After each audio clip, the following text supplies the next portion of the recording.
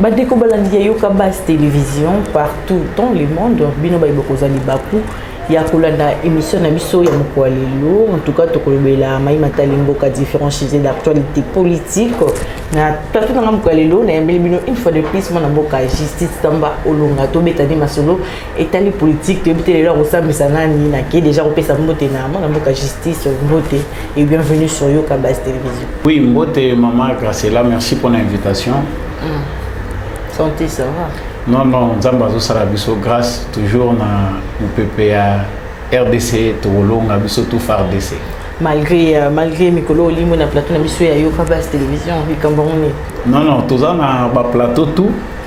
Donc malgré ma préoccupation na biso tozala toujours na service ya ba congolais na ba congolaise pour na komimela bango basango na kanti ndenge na yeboye. Chaque fois qu'on benga ngana ozala toujours disponible. On a beaucoup de justice tambolo to ki mamba to ki non na goma kuna yiki et ezaya ko yinda ah nzoka ndi armée rwandaise ndi ezala vraiment na sima ba M23 to pendeni pour bango mo pe ba sa déclaration na ba militaire ba kangi que bazali vraiment ba militaire ya Rwanda et tout donc bazala na bona sima ngwana bon na kanisi maman eloko yo ezopesa biso déjà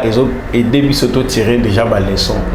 par rapport ya makarimbu kagama lobaki to kende musika te poto luka ba élément ou peut-être congolais azo maîtriser malamuté mais ba élément au biso to zana ngona maîtrise ezaki kagame déjà annoncé ki biso que a quoi attaquer biso pourquoi il y a pas longtemps et ça même pas 3 mois kagame na ba déclaration na ye alobi ke bango ba ko permettre que insécurité voilà insécurité ekota na mboka na bango sur base ya des organisations mboka moko songolo pakala soki ko senga ke bakota tina mboka na ba ko kende la conséquence en est que tout moni yango ka ba M23 ba koti ba yeko attaquer ba position ya armée na biso pe na kati na bango armée rwandaise azana simawana ngana zolo ba ki premièrement il faut toyer ba origine na ngozani ponga na ngara mingi dikambo etali histoire M23 eza mouvement oyo Kabila créé na ba rwandais bato peut-être ba yebi li solo ya M23 te mouvement du 23 mars tozana ba infiltrer na kati ya armée congolaise ba infiltré wana o lelo baza ba généraux baza ba colonel au sein ya ba armée na biso baza batu oyo issu ya ba mouvement rebelle mususu Kabila muto a créé mususu ba rwandais ba créé ngo via ba congolais très oyo ba trahindima na bango ko trahir mboka na bango chaque fois que Joseph Kabila allait en négociation avec des groupes rebelles ezalaki pona kozela biso ba rwandais na ba tanzanien oyo ya sepela ki kokotsa na kati armée pona ko contrôler ba congolais la conséquence en est que M23 signa ba accord na Joseph Kabila ki ba kokotsa bango na armée kaka ndenge ba mouvement mususu sala yango pe ba sala yango Joseph Kabila signa ka accord na M23 ki ba futaka bango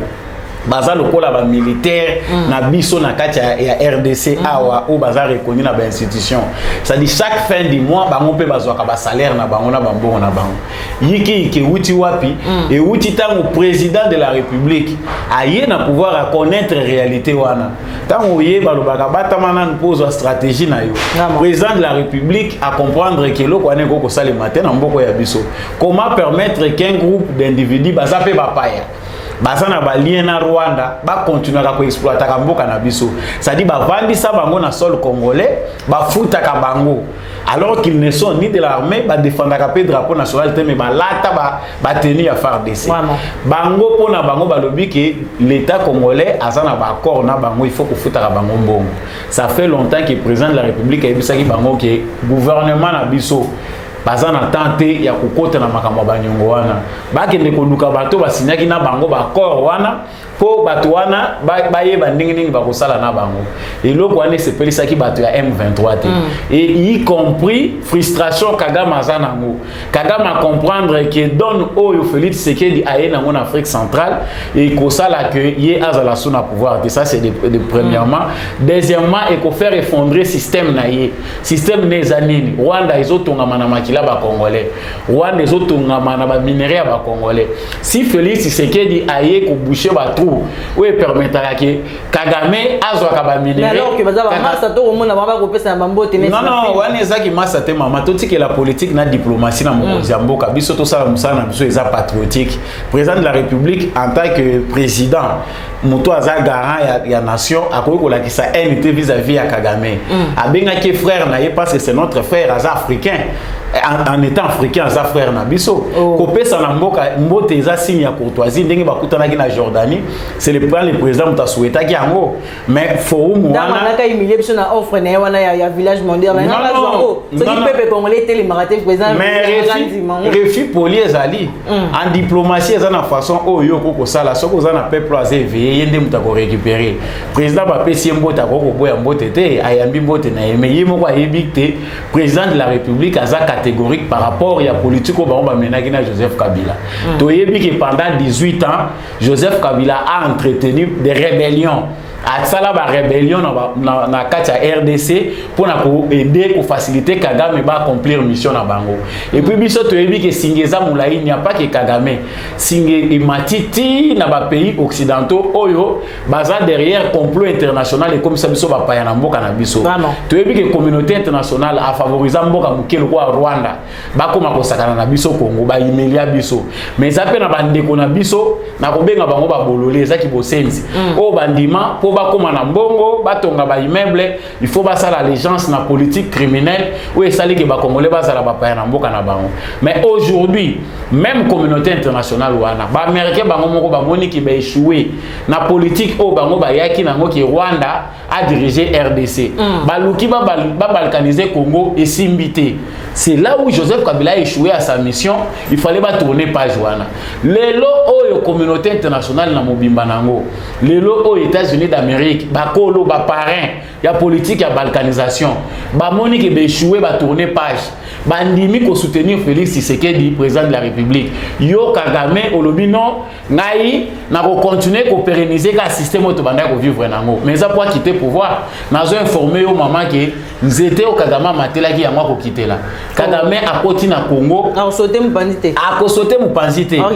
moni RDC ndimte sala ka ba grand bango nyonso même le Museveni aujourd'hui Museveni toko kotika et moi indulgence mouké à Museveni pourquoi parce qu'azo se rattraper na erreur na ye ye au moins à comprendre danger zoya Félix Tshisekedi des adoni ya sika so ko en Afrique centrale ozo comprendre té ndenge ni noko ko s'adapter na mon pepo Félix Tshisekedi ya nango ko quitter pouvoir.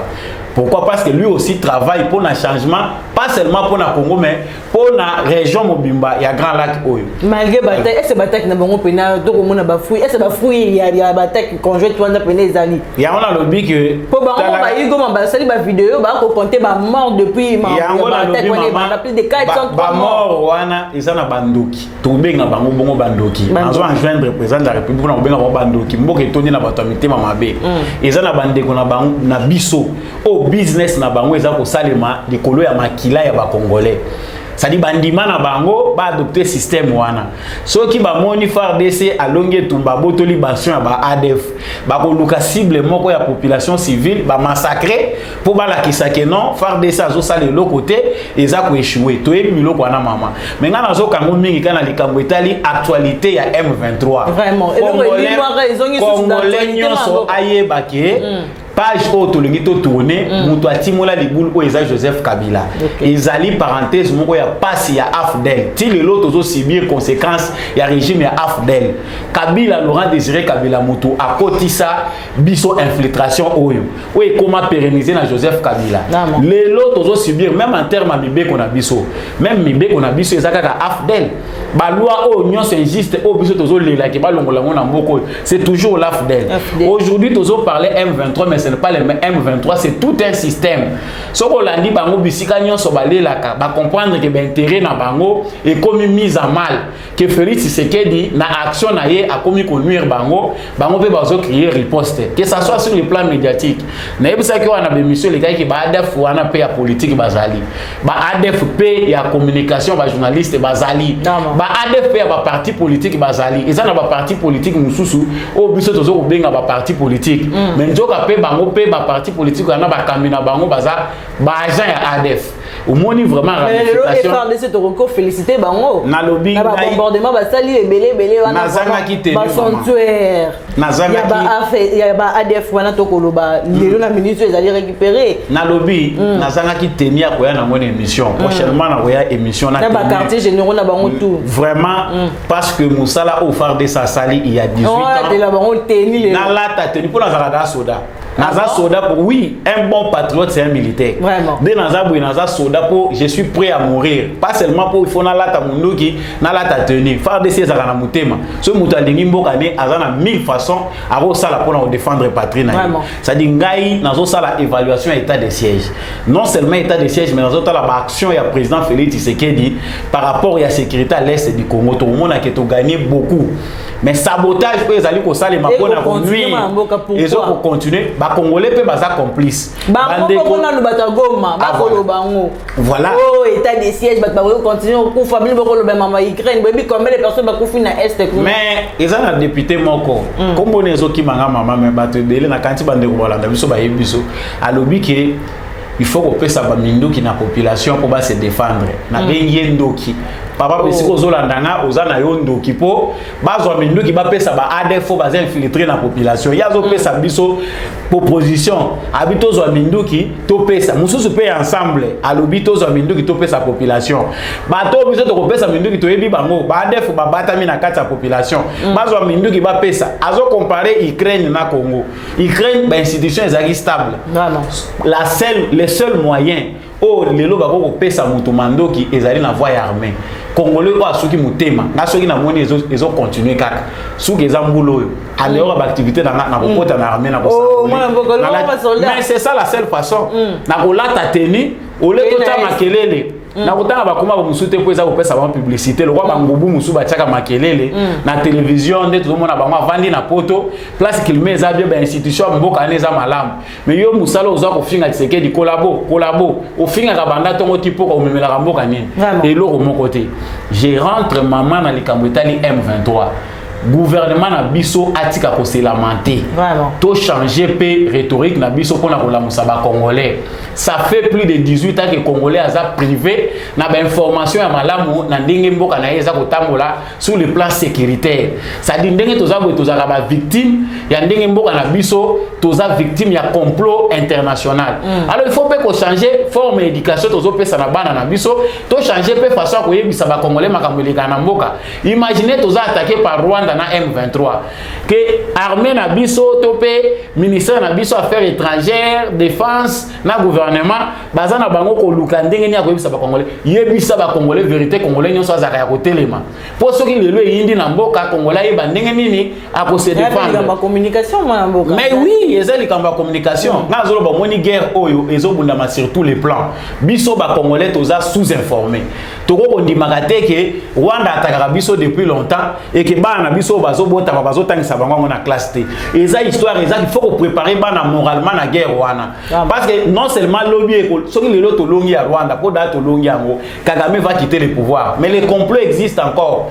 bazota ila biso na éducation na biso donc victoire de la ngama ba kongomani mais nazo biso eza na ngama ba kongomani nazo pesa yo déjà prédiction e komonana moni Kagame bisika komi bato ba kokende na ye kaka ba américain oyo bayaki na ye les Américains ba menaki en Afrique centrale na Rwanda avec une mission ndinga yaki nango tant oya sasa laisser ko qui Félix Tshisekedi du pouvoir est égal à Kagame kende na yo mais le quoi zo précipité zela na koma na choma ina muna koma mboka toyoka kimi ko l'équipe peuple ya Goma to ya est ba mo bana déjà ko dénoncer kama MONUSCO mais suspect na likamba guerre o ya est mais le to il paraît que FARDC na biso est bombardé vraiment hélicoptère ya MONUSCO ba mona ki bango ba ke ko ravitailler nini armée rwandaise ngana sengi na d'abord afana kota na mutuna na yo ngana sengi na armée congolaise bisika baza ko mener ba opération na bango ça n'engage que moi so beaucoup tena na MONUSCO bo poudoyer ba na ndeni nazo biso mama ko to na émission ke baza batu malamu te diplomatie to tikeli président Tshisekedi politique peut être lié biso photo lo ba vérité pour congolais nyonso accompagner mamele kaka MONUSCO a commis la force moko d'occupation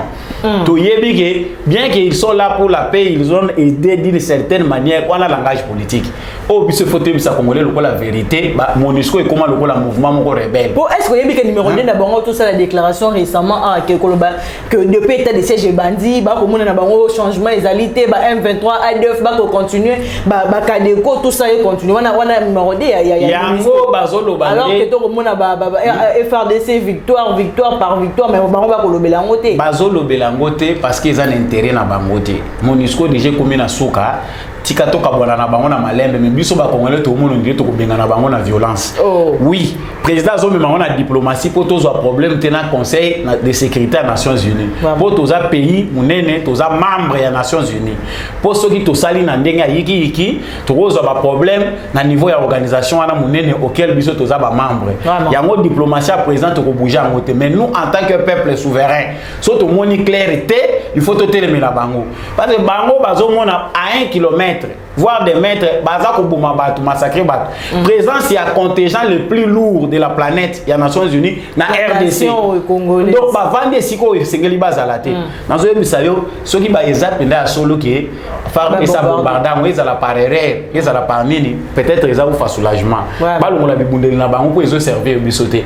soki MONUSCO azala ki force moko bazolinga paix na RDC mbele PC koti na bibundeli nyonso bazaka nango civil azas protéger vraiment ba umeli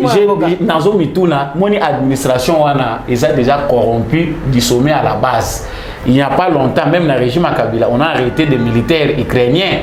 oyo bazaki ya na kati ya FARDC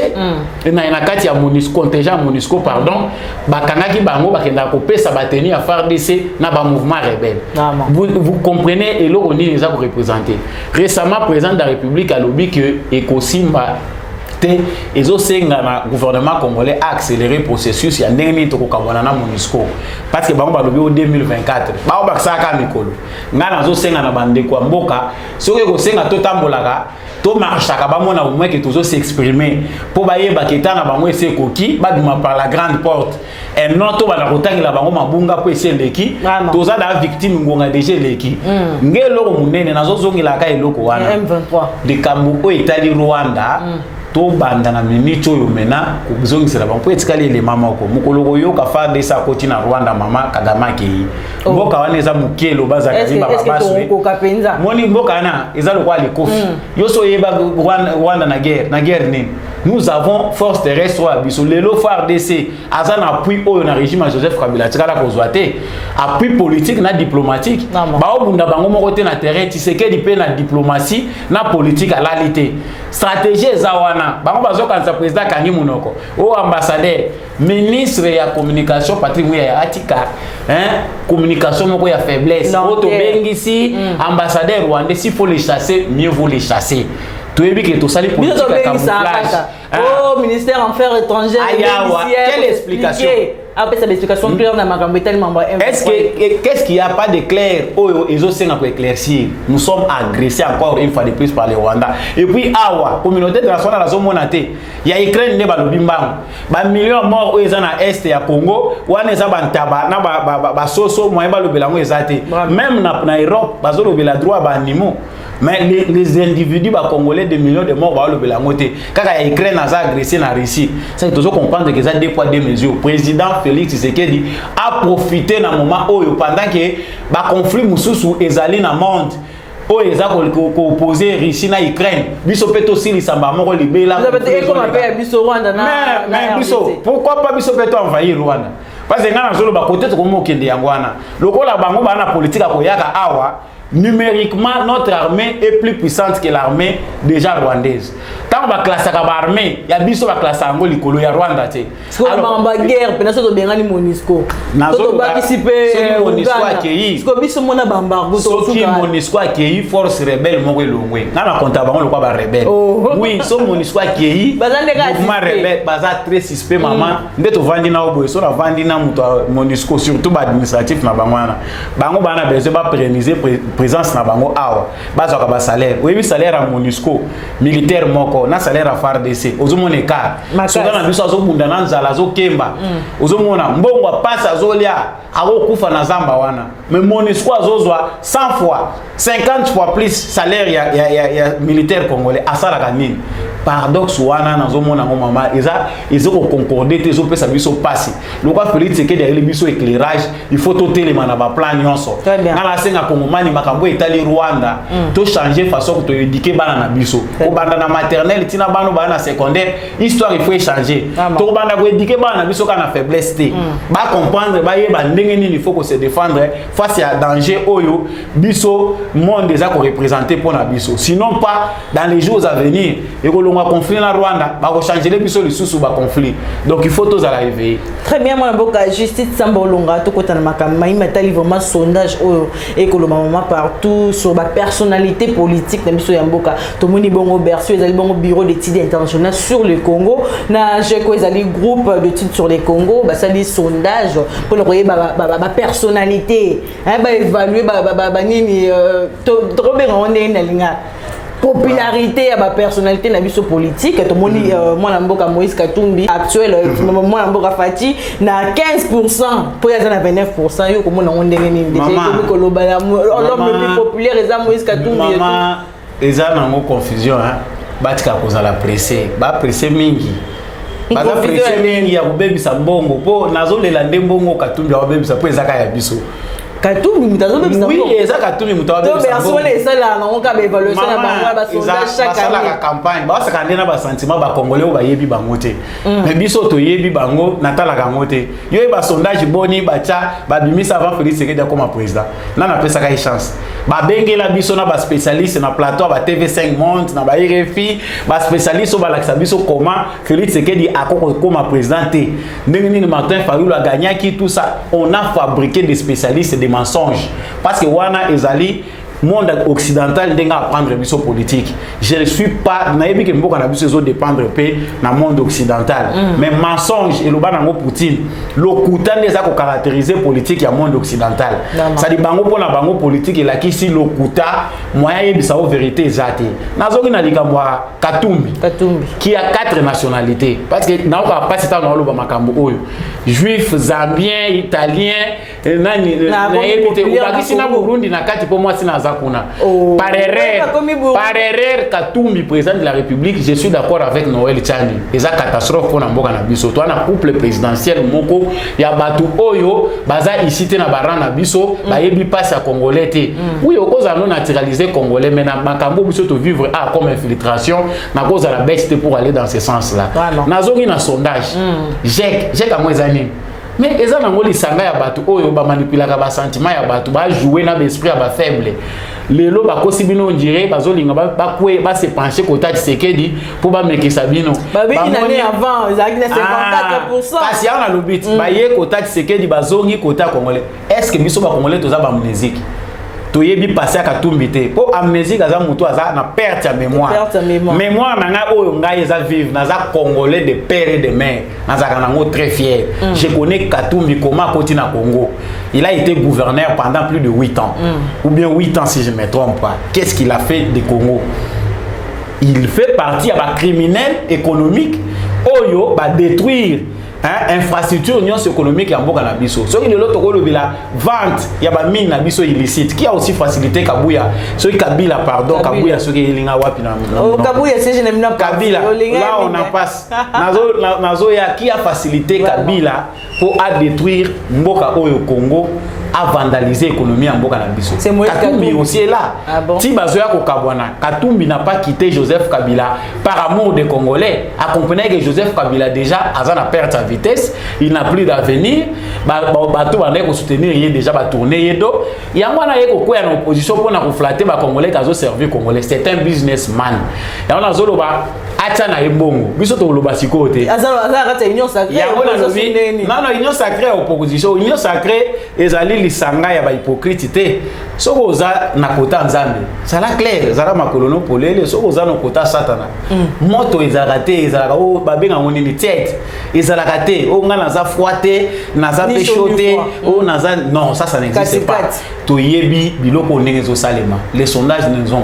nous importent peu nga na otala candidat Félix Tshisekedi na otala ba potentiel candidat oyo bakozala face à Félix Tshisekedi je ne vois personne de sérieux mais tozonga mamba popularité au pays mboka justice est-ce que vraiment popularité au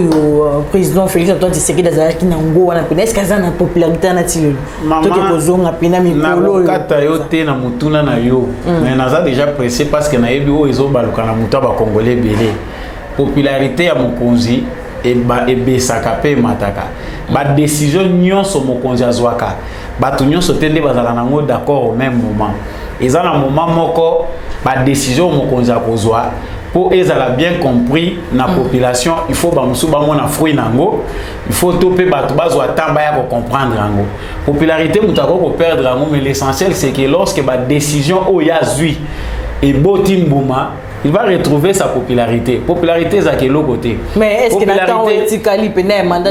est-ce que ba décision ni na kozwa. Mais na yona zolo banayo. Congolais azazo baté, ta bazolo ba congolais aza dupté, o ba ko ça facilement. Mais ça sondage wana échec, je ne sais pas sur les a ko refléter. Ils ont reflété na moté ba réalité à ba congolais. Les congolais nous savons comment les congolais fonctionnent. Je prends seulement exemple tozaki na 2005 2006. 1 plus 4 ezaki bato moko désavoué bango nyonso na ba Kabila na ba Jean-Pierre Bemba Bazaïde Ngoma et tous les autres balobaki baza désavoué mais les Congolais tant ba moni Etienne Tshisekedi akité na élection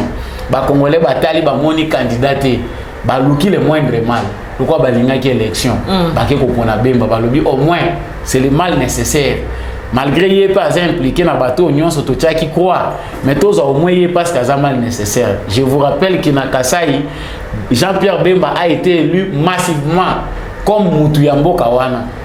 alors qu'il était originaire de l'Équateur. Il y a un gens congolais pas à Zobate, des bazo kantaki bako sabiso na babilo côté. Congolais nous sommes devant conscience né ayebi mozindo ya problème ayebi dans quel état Félix Tshisekedi a trouvé mboka mais ba pourcentage pe à Jean-Pierre Bemba ezali pourcentage était il a fallu le pe ezali fallu ba le 34,28%. ya on nazo kota te na détail ba sondage no pona yebi que c'est un travail de manipulateur ba futa maka po basala o bango ba osala basala musala na bango nous parlons de la réalité c'est que les Congolais normal a 500 millions c'est ça pour fonctionner tant que comme à un moment il va réfléchir. Tu sais qu'il dit à côté mboka n'état nini, pe nini o ya sali. Pour mboka le quoi comme ça facile à digérer. T'es ça le quoi aux yeux merci. So ko yene na vite à kofouter. Pour na qualité ba joueur na biso toza na bangwa. O yene na imana à kofouter. Parce que tous autres à la peine niveau ya compétition na degré ndenge ba le beta mana mboka wana. Les Congolais c'est un pays. Le Congo, pardon, c'est un pays, la réalité est tellement nombreuse que le président, oh, il faut diriger comment il faut à la carte président, Mouazana Bongo, le quoi il y a Félix Tshisekedi. Vraiment, c'est l'homme de la situation. Là, ça, il est publicité. Congolais, ça, c'est rien. Pourquoi j'ai dit ça? Il y a un zolo baké, tout ce qui a un sondage. Il y a un problème fort, il y a un problème social,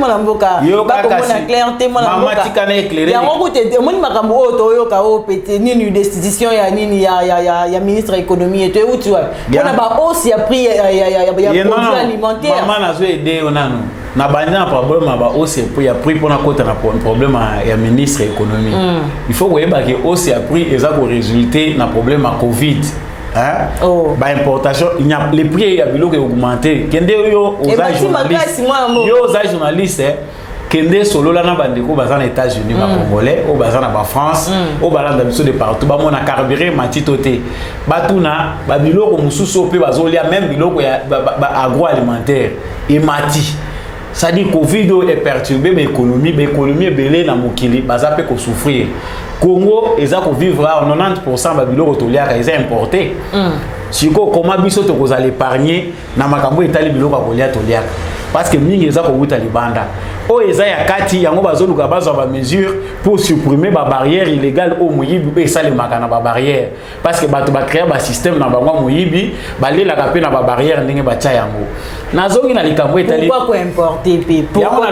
na lobby tout ça pour importer pour Félix Tshisekedi a sali 3 ans. Kabila na 18 ans économie nyonso ya mboka soki Kabila natanga ka Kabila bato musu ba benga kanga batuninga yango yo mona ka Kabila c'est Tshisekedi qui dirige non tout ça pour subir résultat il y a donc il y a absence il y a planification au sommet de l'état donc attendez manzi zaka Kabila mais malembe maman est-ce wapi bilanga nazo na yo tu héritaki Félix Tshisekedi aye à Télémissi service national au moins basuzana biso bazolia masango ya Félix Tshisekedi au Kabila bomaki on doit comprendre et ça bando fonctionner té ils en a pas centre belé oyo agroalimentaire non masango ils en a ba zone ko matabaza peut-être à proximité té problème ya nzela peut-être bato baza na ba zone mususu po eza éloigné na place masango eza aux la produit ce qui difficulté à transport ezali ba importateur ou bien bateau ba commerçant bazali ko somba ba kuta ina difficulté à transport wana kenzela passe et komata moi prix et aux alandenge moko te muto aza peut-être na pembeni ya kanya makasese akolia masango prix moko na mutaza na Kinshasa te kuna eza obeti moi pas ozu yango ozomona keza ndenge moko te likambo ya ministre ya économie ngana kanisi batika kokosa biso guerre d'intérêt za makasi naza ko se positionner na quand ya vérité otoyebi OK ba lobby otoza na ngo ya Congo eza ba lobby ya kimoyibi ce n'est pas un lobby dans les contextes normal ndenge to mona kana ba état o eza vraiment démocratique ba lobby na biso comment des Congolais peuvent être ba lobby ya ba indo-pakistanais ba pesa ka bango ba mbongo bazo ko pesa ka bango ba garantir bango ba mbongo ba musu bazana association na ba indo-pakistanais wana soka zo lukelo ba ko kozwa kuna soki ministre économie ameki kozwa mesure ou ezo kenda l'encontre ya ba indo-pakistanais wana oki ba député ba bandi ko menacer ministre wana pour ba ko isaye ça dit c'est un jeu d'intérêt au sein de notre parlement congolais. Il faut non il est pour rien. Je vous dis non, il est aussi pour quelque chose parce que certainement il y a une zone d'ombre place où une mauvaise planification et salami local la importation il y a ba produit poisson chanchard local ba mpiodi vraiment auto s'attendaki nango ils a un peu de désolation ayo kabiso non voilà je vous dis et souffrir pour se réaliser pourquoi les ministres ayebaye ko planifier té makambo ya planifié qui n'andenge zo ko sala maiza ya moté photo lo ba vérité côté wana il a échoué dans sa planification ça dit secteur ya maîtrise qui té loko les l'état alinga reprendre contrôle ya secteur wana il faut l'état yeba ko planifier en avance l'état commenter le la compétiteur moko débile ayebite ndeni ba réalité za ko leka na secteur wana il a fallu que l'état za na ba tout nyonso pour ceux qui to gagne to agir mbala moko mais ça peut na ba mesure oyo l'état na biso azozwa mususu et ça peut na cadre ya ko coincer ba opérateur économique ou bazo to samibeko ya mboka te ceux qui congolais a constater que certaines sociétés ko kanga ba porte za ba société ya ba mafieux bato ba koto sa congolais te bato ba lingo exploiter ba congolais kaka pona ba intérêt na bango moko ceux qui oza ko opérer na environnement wana il faut pe environnement wana ezala sain environnement wana pe bato baza na kati bazala en bon état yo oza ko opérer oza ko détruire l'environnement ozo détruire na ba ressources humaines bato basala kakuna wana ozo opérateur ya malamu te na kanisi avec Félix Tshisekedi il n'y a pas de magie miracle les ana moté tozo zela makambo ebele ke to ya tozo ngana likama ministre économie yo komona ndenge ni likama décision ne ba longoleka non omoni ba ko sengele décision wa 70 signature ya lobby na pétition na lobby soki eza pona intérêt na bango batika kokosa biso comme guerre entre président et Sénat na Assemblée nationale et Sénat pour Semboso alobi était ceux qui ont meki kaka ngape comme la majorité na parlement ko samba pour biso peut décision na poste wana président la biso ba guerre ya ba intérêt individuel kunate to ebi eza pasi mama soki na bandi ko landa yo na ko silisa ta nyonso ti lobi na banda ko ebisa o banani bazana union sacrée ba osakana na esprit ya peuple congolais président Wasalaki union sacrée pour la nation ezalaki alobi yango be pour la nation eza pona congolais donc ba atiaki yango te eza likopa ba musu baya ko batama oza no muyibi okimi mupepe wana lobi te ndenge Tshisekedi abengi bato boesonga na se retrouver kuna te na kozinda nakende kuna pona kende koluka kinakanga mana Tshisekedi ba congolais ba mona ke na lingi nation mais na suka be ba ko boya na ba ko partager bilan na bino voilà ya on azolo ba bi bango en tout cas ba ko partager bilan na bino te ba ko mona on des médias en bref congolais azazo baté au côté au lobby qui n'a pas partagé bilan yo ndendo kité comment yo aux na kati ya gouvernement yo aux na kati ya politique wana bunyo surtout bo s'engager ko partager bilan faut za lokwa katumbi na hypocrisie politique eza politique ya bana mike soit aux libanda soit aux na kati moi na minito yo epesi vraiment zéro tu vois que na commerce na voix on a évité commerce moi je n'ai pas tous les détails ndeni na se retrouve aka mais na évité oyo yaza ko sala na kati ebongi bien na business et zo bonga na politique té a bebi sambongo ebele mais ça pe ka mbonga ba congolais biso toye ba ko comprendre ndenge zoleka pour ce qui est du président Félix Tshisekedi a on a rassuré ba imboka patience auto za na ngwe ezali que social ya malamu e bandaka na politique ya malamu na ba institution économique stable na ba loi o eza juste na politique économique ya malonga yango nde muteme maka social ya malamu social eza magité kabila tiki ba route de recherche agricole te kabila tiki bilanga l'état te ko ko lier ta province moko kabila tiki base moko te structure ko sala ke lelo so catastrophe naturelle et salami bino boye ba ko se défendre mais au moins tu sais qu'il déjà a des bases tracées tout le monde que service national azo mata na production na ye lobby ministre agriculture a ko lancer campagne wane ko sala ke l'état o banda ko cha progressivement ba moyen na ba zone union agricole tozanango au moins l'état a produit même pour la suffisance il y a certaines provinces pe na ba province mususu avoisinante province na province ils allaient na ba particularité nango en termes de production agricole et on a zolo baké et l'eau est important à aux congolais à sosola avant lia malamu il faut payer ça là biso na Kinshasa to ko lia malamu teta ki mando ki za ko beta mana est bilan de sécurité ko zala ka teli bumu ya muto aza à l'ouest ya Congo et ko zala paix sécurité ya muto aza à l'est du Congo tout ça fait partie du bilan Félix Tshisekedi alors dans sens où ils a global to za na ba priorité ndenge bit mana mboka justice sambolonga to éviter lelo pena na pourquoi et donc pour rassembler biso te éviter désespoir il y a déjà makasi match ya retour kuna na Maroc non changer maloba désespoir ça makasi moni lelo est-ce yo no tamboli bongo est-ce que moni congolais mo kala tata short ya nini basé belé na za fier na bango na la kuna nisika moko oyo na moni bato ala muka ba meki ko sangana na ba congolais moni biso la to mimaka Congo na mutema to bandango bandakala. Hein? On n'a pas un bizarre. Oui, à part match, ils ont un moment où ils sont congolais nyonso. So ils ont un mutema de kunya au monité que moment le gola où il y a sport où ils ont sang sabate belé cause à la paix occasion à unité nationale ou en Italio. Mais ngana kanisi que congolais nyonso na moment où il faut faire la mutema nae vis-à-vis à léopard na biso. Par rapport à la statistique, par rapport à l'histoire, tous a déjà un avantage les colo ya Tunisie. Avantage des nini na histoire parce que bango baganyaka biso Tunisie to ni Tunisie Maroc pardon baganyaka biso te hein tozwaka qualification mondiale to ganyaka bango 3-0 to gagna bango il y a récemment appel sous to ganyaki bango ozo comprendre ça dit problème au Italie Maroc et ça problème ba congolais ba fongola mitema ba ibaki biso bi awa ba congolais bakangi 4 Namula auto beta ka mbule linge beta ba bloquer ni ba bloquer biso yo to zaki bana misu non mais ba etando ike yo zo yo kate ba oyo mususu awa to yeki soki nani ba dingwe na ba mususu avant match na quel pouvoir parce que biso ba congolais to pesa ka ba tout mais ya fongola déjà moté ma perception 2 non ye nani bourgmestre benini gouverneur de la ville président de la République, il y a une malédiction sans cause des années fêtées. Mboko et Kambamina Félix Antoine Tshisekedi, président de la République, n'a quand même sous autorité spirituelle naïe. Tant président a béni Mboka, a capé si Mboko na Mboka ensemble na moni mutako mondir à moté. Et ça blom sous ba respecter le principe. Te yo do sa ba kisi na yo, ozo mitya na niveau président de la République. Yo na nyo ko ça va congolais ke ba pola. Notre destin est entre nos mains. Moi malédiction na vidéo c'est